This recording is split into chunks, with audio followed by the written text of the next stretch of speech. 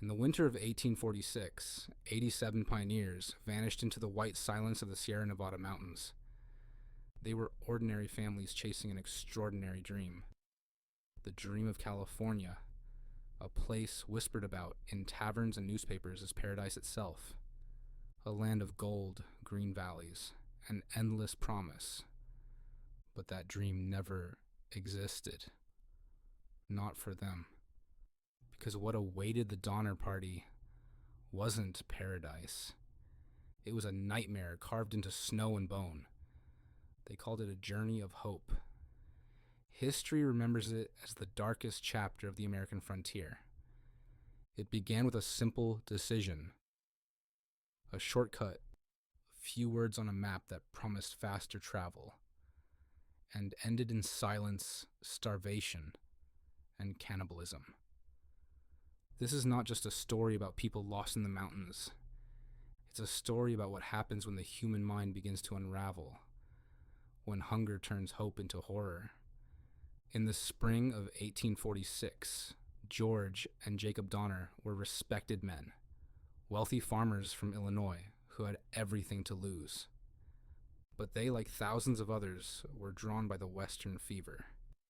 California wasn't just land, it was freedom. A new beginning in a country that never stopped expanding. The Donners joined a wagon train of men, women, children, all bound west. They were one of many caravans on the Oregon Trail, following a path that had already claimed lives, but still promised more than it took. For months, they followed the ruts in the dirt made by thousands before them. Days blurred into dust and miles. Then, in July, they reached Fort Bridger in Wyoming, the last stop before the great unknown. And that's where they met a man named Lansford Hastings. Hastings was not a fool, but he was dangerous in the way dreamers sometimes are. He had written a guidebook, The Emigrant's Guide to Oregon and California. In it, he described a new route through the Wasatch Mountains and across the Great Salt Lake Desert. A shortcut that, he claimed, would save hundreds of miles. But Hastings had never actually traveled it with wagons. He had only imagined it. Still, he swore to the Donners and every other emigrant that it was safe. He even left letters along the trail, urging them to take it. Some ignored him, but the Donners and 86 others trusted the dream. They left the main trail, and in that moment, their fate was sealed. The Hastings cutoff began as a path of hope. It ended as a graveyard. The trail wound through thick mountain passes and scorching desert. What was supposed to take a week took nearly a month. They hacked through forests, built bridges, and buried oxen that collapsed from exhaustion. In the Salt Lake Desert, the sun turned the sand into mirrors. Mirages danced on the horizon. Their water barrels dried to dust. Animals screamed from thirst and then fell silent. By the time they escaped the desert, they had lost wagons, livestock, and time. The one thing they couldn't afford to lose, because winter was coming. By late October, snow began to fall in the Sierra Nevada. The Donner Party was just days from their destination. But days too late. They could see the pass ahead. They could see freedom. But a blizzard moved faster than they did. It hit without warning. A wall of white swallowing the world. Wagons froze in place. Oxen disappeared into drifts deeper than men. They turned back, seeking shelter near a lake. They built rough cabins from the broken remains of their wagons. That place would later be named Donner Lake. It was there they decided to wait for spring. No one came. By November, they were trapped completely. Snow blocked every path. The mountains had turned into prison walls of ice. They counted what food they had left. A few bags of flour, some beans, a handful of cornmeal. It was enough for days, not months, so they rationed.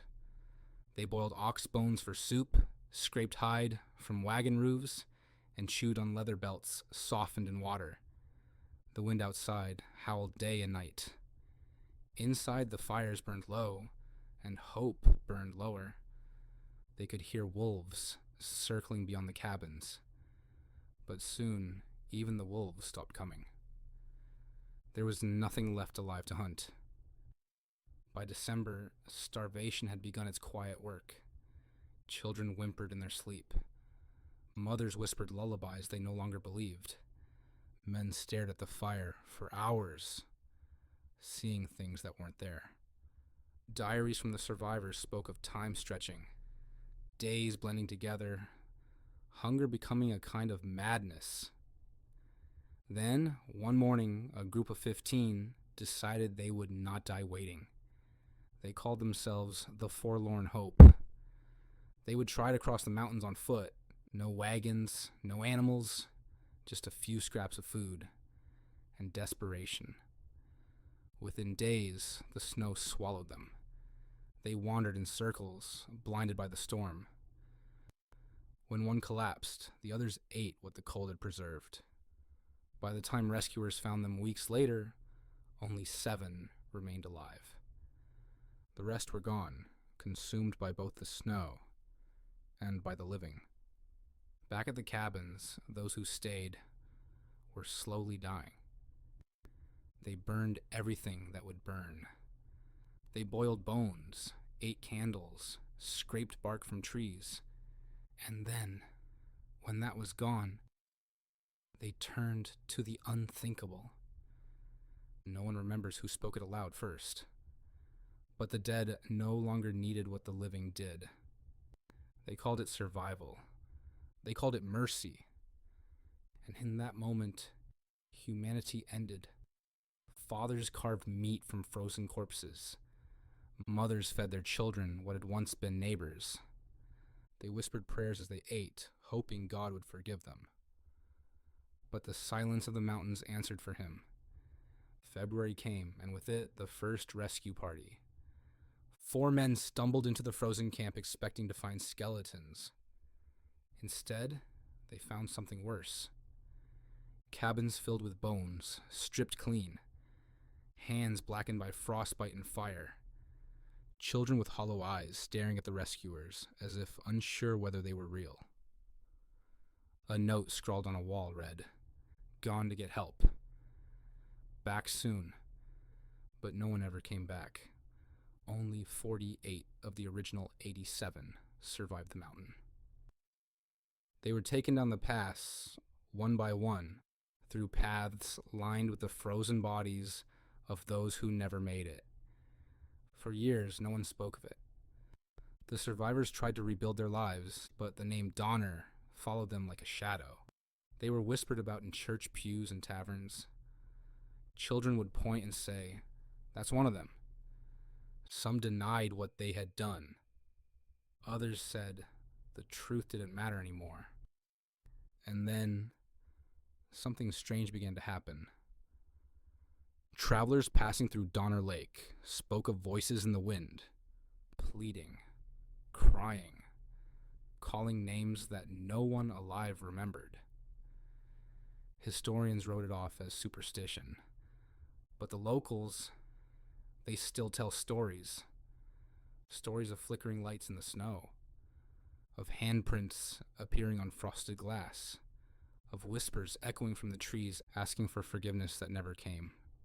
In the early 1900s, workers building a railroad near Donner Lake uncovered bones buried deep beneath the ground. Human bones mixed with animal ones. Some were burned. Some were cut clean through. The evidence of knives sharpened by hunger. Even now, archaeologists still find fragments of their world. Spoons, boots, buttons, bits of clothing preserved by the cold. Artifacts of a tragedy that refuses to stay buried. They say the snow there never feels right. That it absorbs sound differently. That if you stand alone by the lake at night, you can feel the air watching you.